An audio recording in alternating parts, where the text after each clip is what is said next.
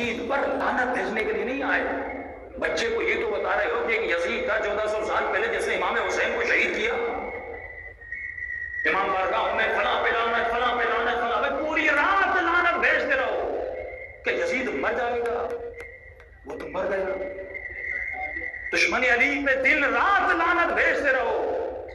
لعنت کا مطلب کیا؟ لعنت بھیجتے کیوں؟ تیرے سامنے تو ہے نہیں، یہ تماچا تو نہیں کہ سامنے ہو اسے مارو. یہ لعنت تجھے کیا دے رہی ہے؟ وہ تو ہے ہی عذاب میں، وہ تو ہے ہی خالدین فیہا مستقل عذاب. یہ لعنت تجھے کیا دے رہی ہے؟ لعنت کا مقصد کیا ہے؟ لعنت کا مطلب کیا ہے؟ لعنت کا مقصد جو ہے کہ اپنے زمانے میں شبر کو ڈھونڈو، اپنے زمانے میں یزید کو ڈھونڈو.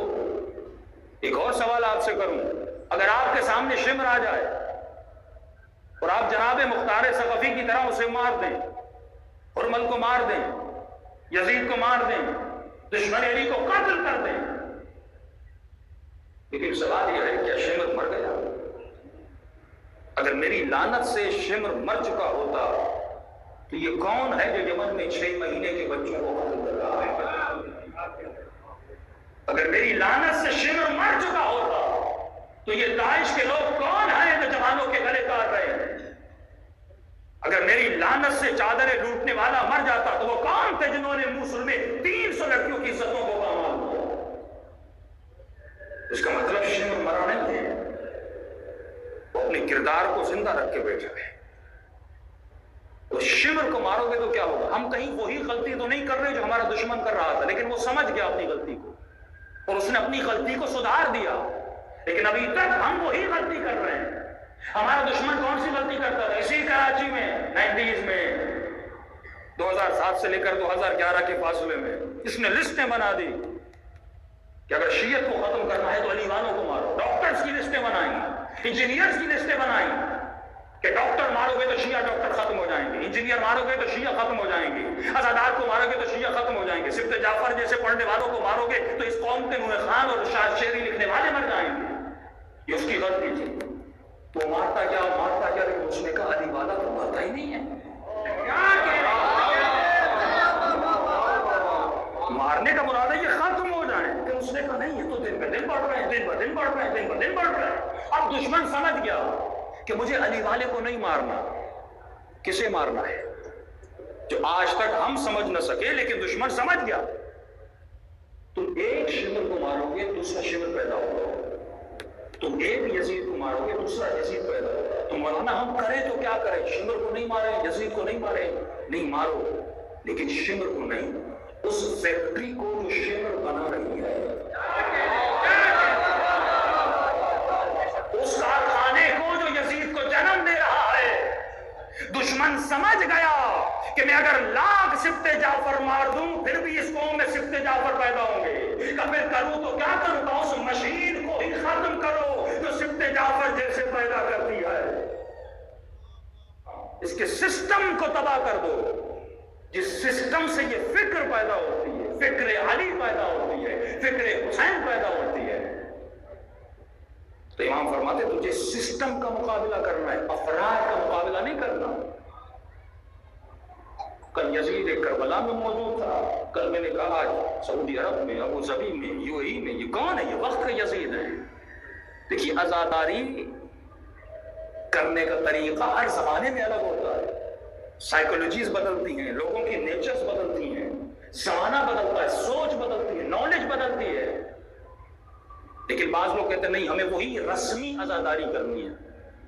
رسومات بدل جاتی ہیں، تمہارا پہننا بدل گیا، تمہارا رہنا بدل گیا، تمہارا سواریاں بدل گئی، تمہارے گھر کے انداز بدل گئے، تمہارے گھر کی ٹی ویز بدل گئے، لیکن تم نے ابھی تک اپنی سوچ کو نہیں بدلا، اپنی فکر کو نہیں بدلا.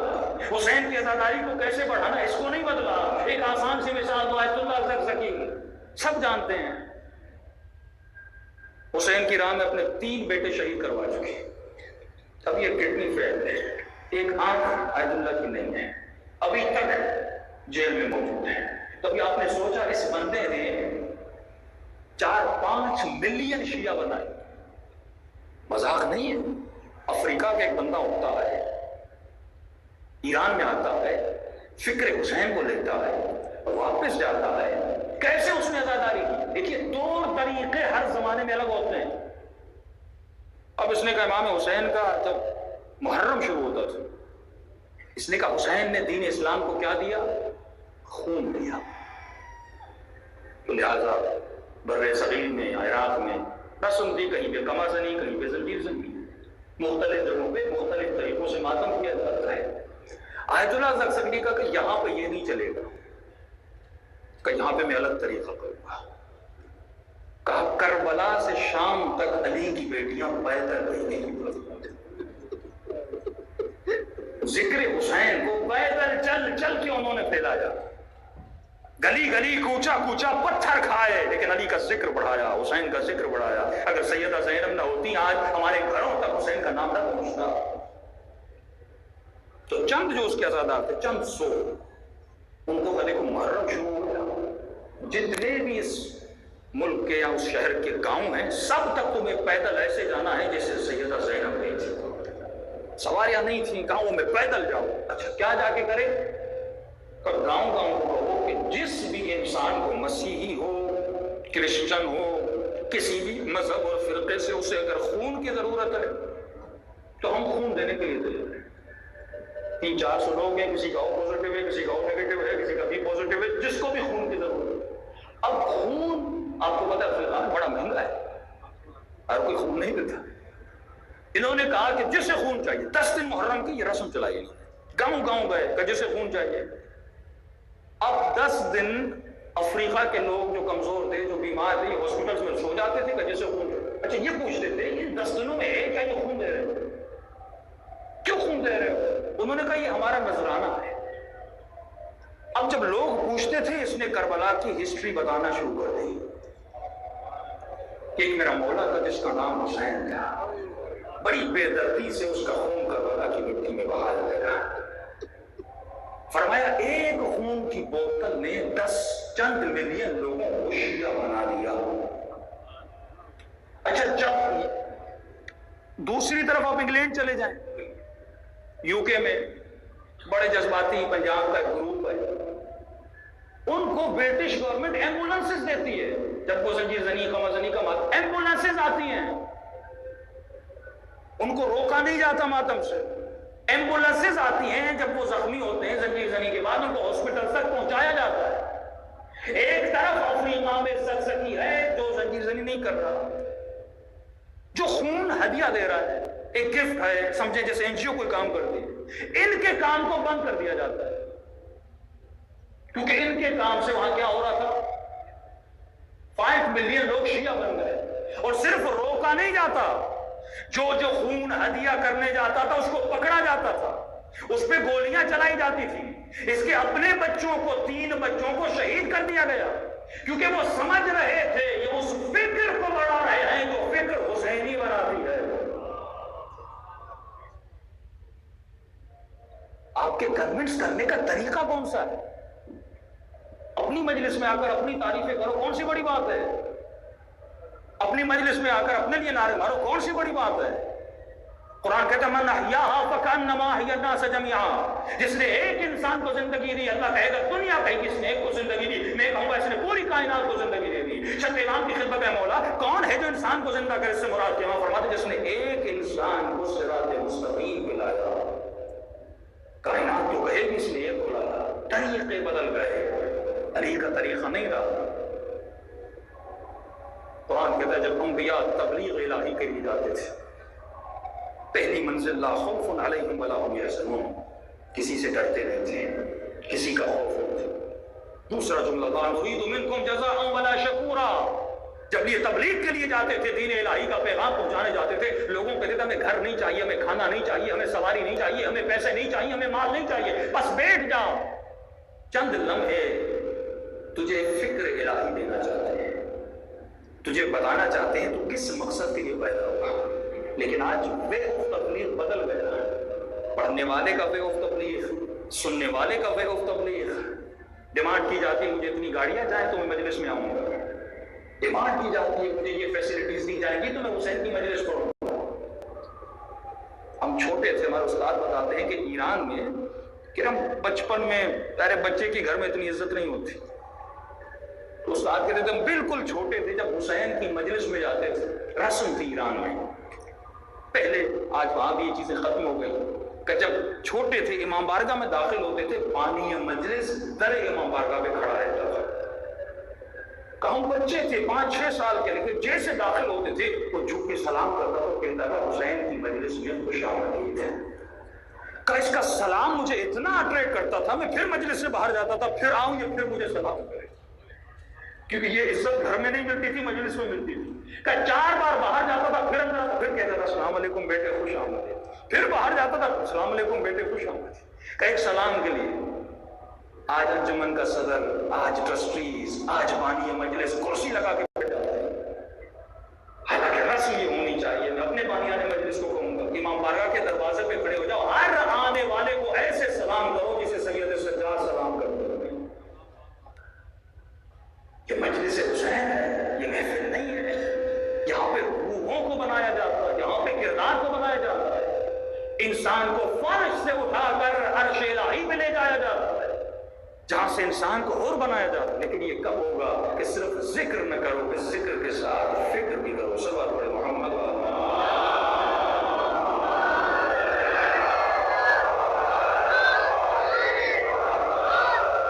کمال مجلس. استاد بتاتے ہیں کہ ایران میں ایک جگہ وہ کہنے میں مجلس پڑھ رہا تھا، تو میں نے دیکھا مجلس پڑھتے پڑھتے ایک شخص مجلس میں آیا. جو بانی تھا وہ دروازے پہ کھڑا ہوا تھا لوگوں کی استقبال کی. مجلسوں میں ہم لفظ بہت دیتے ہیں، قضادار دروازے پر مولا سجاد کھڑے ہیں، تو خود سکون سے بیٹھا ہوا سوچ نہیں رہا کہ یہ کس کی محفل ہے. آنکھیں دیکھ نہیں، لیکن تیرا عقیدہ تو ہے کہ یہ محفل اہل بیت ہے. جہاں پر تو لوگوں کو خوش کرنے نہیں آیا، تو امام سجاد کو خوش کرنے کے لیے آیا ہے. کہتے میں ممبر پہ بیٹھا تھا، بانی مجلس ایک شخص اندر داخل ہوا، وہ اس شخص سے کچھ کان میں باتیں کرنے لگا. کوئی 3 منٹ 4 منٹ رکا، اس کے بعد اس کو اندر چلے جائے. کہ مجلس ختم ہوئی. بعض اوقات عوام الناس میں اتنا شعور اور فکر ہوتی ہے کہ ایک مولانا میں بھی نہیں ہوتی، اتنا ادب اور احترام. تو انہوں نے کہا کہ آپ کون تھا جس کو آپ پوچھ رہے تھے؟ کہ جیسے داخل ہوا مجھے اس کے چہرے سے لگ رہا تھا کہ یہ مست ہے، نشے میں ہے. تو میں نے روکا نہیں، میں نے اس کو بلایا. میں نے کہا اتنے مست تو نہیں ہو کہ حسین کی مجلس کو خراب کر دو، بیٹھ کے سن تو لوگے نا، یہ نہیں کہ مجلس خراب. اس نے کہا نہیں میں ٹھیک ہوں، چلا جاؤں گا. تو مولانا نے کہا تم نے شراب کے نشے میں آنے والے کو روکا نہیں.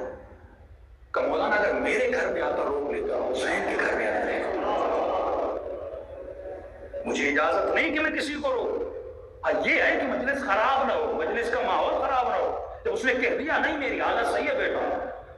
کیا مقصد کہ یہ مجلس میں آئے بیٹھے، یہ وہی جگہ ہے جہاں پہ بیمار کو شفا ملتی ہے. یہ مستشفیٰ حسین ابن علی ہے، یہ حسین کا ہاسپٹل ہے. ہاسپٹل میں بیمار آیا کرتا ہے، جس کے اندر روح کی بیماری، جس کے اندر فکر کی بیماری، جس کے اندر عقل کی بیماری. اور کئی لوگ ایسے ٹھیک ہو گئے. جب بھی قم جائیں تو قلعہ آہنچی کے پیچھے قبرستان ہے، قبرستان ہے قوم نو، جہاں پر شریعت مداری اور رسول ترک کو بہت سارے ذاکرین علماء وہاں قبریں ہیں. تہران کا ایک بدماش نام تھا رسول ترک. بدماش کا مطلب پورا سال شراب پینے والا. محلہ اس سے ڈرتا تھا، لوگ اس سے ڈرتے تھے، تو لہٰذا یہ مجلس میں بھی جاتا تھا. 10 دن جب محرم کے آتے تھے. اب بچپن سے مجلس اس کی عادت تھی، فکر نہیں تھی. اب جو انجمن مجلس کرواتی تھی، اشرا کرواتی تھی، اب ظاہر مجلس میں جیسے داخل ہوتا تھا بالکل بیٹھ جاتا تھا. اب اتنا شہر روک بھی نہیں سکتا تھا، پتا تھا آج جھگڑا کریں گے کل یہ شہر میں پکڑ لے گا. کبھی کبھی کراچی میں بھی ایسی گنڈا گردی ہوتی تھی. آپ کریں تو کیا کریں. لوگوں نے انجمن والوں کو کہا کہ بھائی تمہاری مجلس بدنام ہو رہی ہے. کہ کیسے بدنام ہو رہی ہے؟ کہ لوگ کہہ رہے ہیں اگر پوچھا جاتا ہے کس کی مجلس میں جا رہے ہو، کہا وہ مجلس جہاں پہ وہ رسول شرابی آتا ہے. تمہاری مجلس کسی شرابی کے نام سے خراب ہو رہی ہے، بدنام ہو رہی ہے. تو بانیان مجلس نے جرأت کی رسول تو کو بلایا، 4-5 دن مجلس کے گزرے، اور اس کو جب داخل ہو رہا تھا تو بانی مجلس نے اپنے پاس بلایا، کہا دیکھو رسول بھائی آپ روز آتے ہو مجلس میں بیٹھتے ہو، حسین کی مجلس میں، ہم آپ کو روکنا نہیں چاہتے، لیکن ایک خواہش ہے، ہماری انجمن کا نام خراب ہو رہا ہے، ہمارا اشرا بدنام ہو رہا ہے۔ مثلا پہلے انجمن ابو الفضل العباس تھا، تو اب کہا جاتا ہے کون سی انجمن میں جا رہے ہو؟ کہ وہ انجمن جہاں پہ رسول شرابی آتا ہے، روایت کا نام خراب ہو رہا ہے۔ ایک کام کرو، اتنی تہران میں مجلس ہوگی، کسی اور مجلس میں چلا جائے، برائے مہربانی ہاتھ جوڑتے ہیں کہ آج کے بعد اس مجلس میں نہ آنا، حسین کی مجلس خراب ہو رہی ہے۔ رسول تو کہتا ہے میرا دل بہت دکھا، میں نے ایک جملہ میں نے کہا ٹھیک ہے، اب عادت ہے مجلس میں آتا ہوں، سکون نہیں ملتا نہ ہو، تو ایک کام کرو، اگر تم پہلے مجلس کی صف اول میں بیٹھنے نہیں دیتے تو مجھے بالکل جہاں پہ آخر میں لوگ جوتے رکھتے ہیں اجازت تو وہاں بیٹھو حسین کی مجلس۔ انہوں نے کہا نہیں رسول تمہیں سب جانتے ہیں، تیرا چہرہ مشہور ہے، سب جانتے ہیں تیرے کام کیا ہیں، تیری حرکتیں کیا ہیں، کہیں اور چلا جا، حسین کا ذکر ہے گھر میں کر لینا۔ ایک جملہ کہ کبھی کبھی منہ سے نکلا ہوا ایک لفظ مقام قبولیت بن جاتا ہے، جس کے وجود میں ادب آ جائے، ہور بنا ادب کی وجہ سے، عباس بنے ادب کی وجہ سے۔ اے انسان تم محضر خدا میں ہے، اللہ کے محضر میں ہے، جب تیرا عقیدہ ہے کہ خدا دیکھ رہا ہے، امام زمانہ دیکھ رہے، تو اس کے محضر میں ہے، اور اس کے محضر میں بے ادبی کیسے کر سکتا ہے، اس کے محضر میں گناہ کیسے کر سکتا ہے؟ رسول ترک نے ایک جملہ کہا کہ قبلہ اگر یہاں پر بھی نہیں بیٹھنے دیتے، مجھے حسین کی مجلس کا کتا سمجھ کر، کتے جس طرح حارس کتا ہوتا ہے نا، حفاظت کرتا ہے گھروں کی، مجھے کتا سمجھ کے گلی کے آخر میں بیٹھنے دو، آواز آئے گی سنوں گا چلا جاؤں گا۔ رسول نہیں، عزت مت کرو، اس گلی میں بھی مت آؤ۔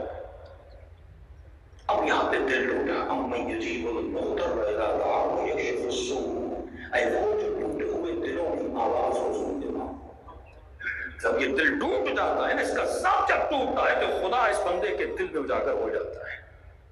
رسول کہتا ہے میں گھر گیا، میں نے کہا مجلس ان کی تو نہیں تھی، مجلس تو حسین کی تھی، انہوں نے نہیں نکالا، مجھے حسین نے نکالا، اب نکالا حسین نے ہے تو بلائے گا بھی حسین، تب تک مجلس میں نہیں جاؤں گا جب تک حسین مجھے بلا نہیں دیتے۔ ایک مرتبہ گھر گیا، 6 محرم گزری، 7 محرم گزری، پوری رات گہرے میں روتا تھا کہ مولا حسین تم نے کتا بھی نہیں سمجھا، کتا سمجھ کے اپنی مجلس میں بلا لیتے۔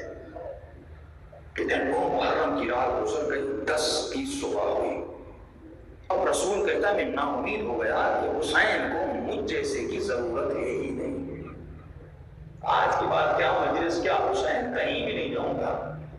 کہ 10 صبح کی اذان ہوئی اور سحر عاشور ہوئی، ایک مرتبہ میرے گھر کے دروازے پر دستک ہوئی۔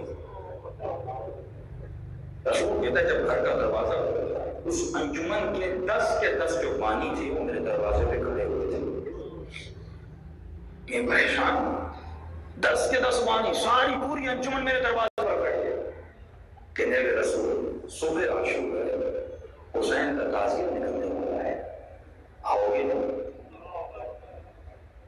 حسین کے تعزیے کو کہاں نہیں ہوگی، آزاداری نہیں مانا، تمہیں پریشان، میں نے کہا اپنی مجلس سے نکال کر عاشور کے دن حسین کے تعزیے بلانے آئے ہو، کیوں؟ کہ رسول ہم مجبور ہیں۔ کہ وہ کیسے؟ کہ رسول ہم 10 کے 10 نے کل رات ایک ہی خواب دیکھا۔ عزیز یہ شرط نہیں تو کتنا نیک ہے، تو کتنا گنہگار ہے، سوال یہ ہے تو اس کی آواز پہ صرف نعرہ مت مارو لبیک یا حسین، صرف حیدر حیدر کے نعرے نہیں مارو، زندگی حیدر جیسی بنا، حسین کی آواز پہ لبیک کہو، عمل سے، کردار سے، رفتار سے، گفتار سے۔ کہ ایک مرتبہ رسول کل کی رات ہم نے 10 کے 10 نے ایک ہی خواب دیکھا۔ کیا دیکھا؟ کہ رسول خواب دیکھتے شام غریبہ کا منظر ہے، کربلا کے میدان میں لاشیں نکلی ہوئی ہیں، رسول بتاتے ہوئے بھی وجود کانپ رہا ہے کہ حسین نے یہ منظر دکھایا، شہداء کی لاشیں کربلا کے میدان میں پڑی ہوئی ہیں، اتنے میں دیکھتے رسول یزید کے لشکر والے بیویوں کے خیموں پہ حملہ کر رہے ہیں۔ رسول آج تک سنا تھا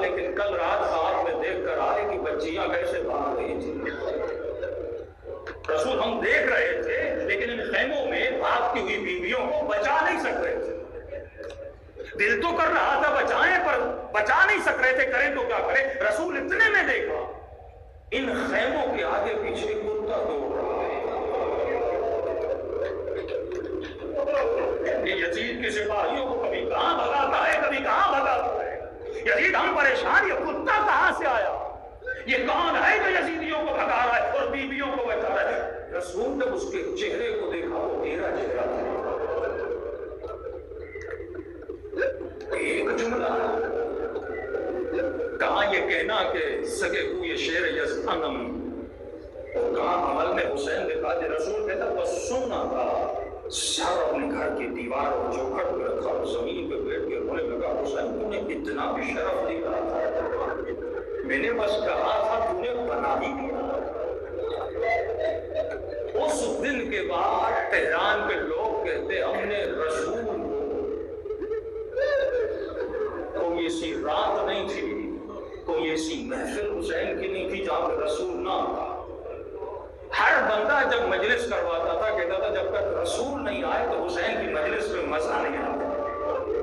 مسائل میں جب یہ روتا تھا تو مجلس کو رونق لگ جاتی تھی. 22 سال رسول ترک کی نماز شب قضا نہیں ہوئی. آئے کافی جب ایران میں مہدیے کا، پاکستان میں امام بارگاہ کہتے ہیں، ایران میں امام بارگاہ کو حسینیہ کہتے ہیں، اور ایک اور چیز بنائی مہدیہ، یعنی صبح کو جہاں دعائے نطبہ اور ذکر امام زمانہ ہو. آغائے کافی کہتے ہیں کہ دعائے نطبہ پڑھ کے منبر سے اتر گیا، لوگ چلے گئے لیکن رسول ابھی تک رو رہا تھا. میں نے کہا رسول 2 گھنٹے ہو گئے، اب تو بس کرتے، اب کیوں رو رہا ہے؟ ابن دعائے نطبہ کیوں پڑھی؟ کہ امام زمانہ ہے کہ جب آئے نہیں تو میں رونا بس کیوں کروں؟ رسول ترک نے اپنے دوستوں کو بلایا، دیکھو شب جمعہ آنے والی ہے، اس شب جمعہ رسول ترک دنیا میں نہیں رہے گا، مر جاتا. کہا کہ مجھے قم نو کے قبرستان میں قم میں جا کے دفن کرنا. ہم نے کہا رسول مذاق کر رہا ہے، اچھا خاصا چلتا پھرتا آدمی. کہ شب جمعہ آئی، اچانک پتا چلا رسول ترک کی روح پرواز کر کے چلی گئی. غسل دیا، کفن دیا. کفن دینے کے بعد وصیت کی قم نو کی قبرستان میں مجھے دفن کرنا. کہتے کہ ہم نے قم نو کی قبرستان میں فون لگایا کہ ایک شخص کی ہم خبر چاہیے، تہران کا ہے. قبرستان کا قبرستان پورا پیک بھرا ہوا ہے، ایک قبر بھی نہیں ہے. انہوں نے کہا رسول ترک کی وصیت تھی، لے جانا تو ہے. کہ ہم لے گئے. ہم نے کہا وہاں جائیں گے دیکھا جائے گا. کہ جب قم پہنچے، قبرستان کے دروازے پر پہنچے، ایک جوان شخص دوڑتا ہوا آیا. کہا یہ جنازہ حاج رسول کا ہے. ہم نے کہا کہ جلدی آؤ، میں نے قبر کو تیار کر دیا. یہ لوگ پریشان، ایک قبر نہیں تھی اور قم پہنچے قبر تیار ہے. کہ بھائی یہاں تو قبر بھی نہیں مل رہی تھی، آپ نے قبر بنائی کیسے؟ آپ کو پتا کیسے چلا یہ جنازہ فلاں کا ہے اور آپ انتظار کر رہے ہیں؟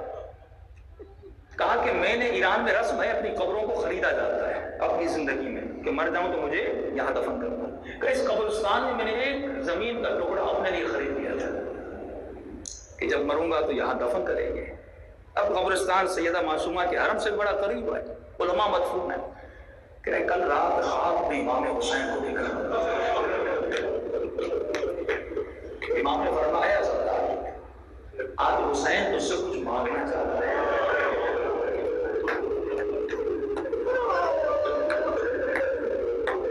کہ آپ کے لیے جان کو کیا چاہیے؟ امام فرماتے جو تیری قبر ہے نا وہ حسین کو دے، ہم تجھے ایک اور قبر دیں گے. اس نے کہا بولا آپ کی قبر تو کربلا میں ہے، آپ کو قبر کی کیا ضرورت؟ امام فرماتے نہیں، کسی ایسے کے لیے قبر چاہیے جس نے میری لاج رکھی ہے.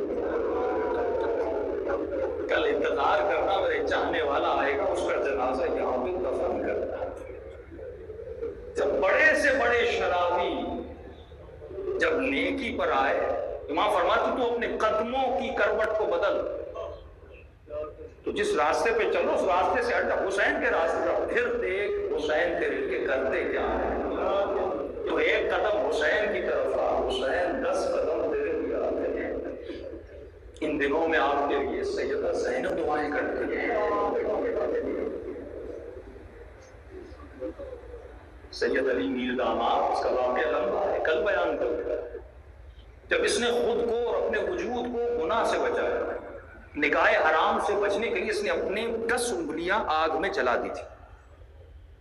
بادشاہ نے اس کو بلایا اور اس سے ایک سوال کیا، سید تو نے 10 انگلیاں کیوں جلائیں، اور تو نے خود کو گناہ سے بچایا تو کیسے بچایا؟ اس نے قبلہ ایک تو میں سید ہوں، یہ سوچ کے گناہ سے بچ گیا کہ میر داماد آج گناہ کرو گے، کل جناب سیدہ کو منہ کیسے دکھاؤ گے؟ جب یہ معرفت جوان کے وجود میں آ جائے نا کہ مجھے قیامت میں فوراً مرنے کے بعد مولا علی کو دیکھنا ہے، امام حسین سے ملنا ہے، مولا حسن سے ملنا ہے، علی اکبر سے ملنا ہے، خواتین کو کہہ رہا ہوں مجھے سیدہ زینب سے ملنا ہے. ایسے بن کے جاؤ کہ بی بی خوش آمدید کہیں، تمہارے کردار کو سلام کریں. اور میرے آقا امام زمانہ فرماتے جب بھی مشکلات میں گر جاؤ، اے مومنوں خدا کو ایک بی بی کا واسطہ دیا کرو. یہاں تک کہہ دیا اے مومن جب دل میں رقت پیدا ہو جائے، اس سے پہلے کہ اپنے لیے دعا کرو میرے لیے دعا کرو. بولا کون سی دعا ہے مومن؟ ہر روز میرے ضرور کی دعا کرو. بولا جب دعا کروں تو خدا کو کس کا واسطہ دوں؟ امام فرماتے ہیں خدا کو میری پوچھی زینب کا واسطہ دوں. وہ ہر واسطہ بند کر سکتا ہے لیکن زینب کی مصیبت کا واسطہ بند نہیں کر سکتا. دلوں کو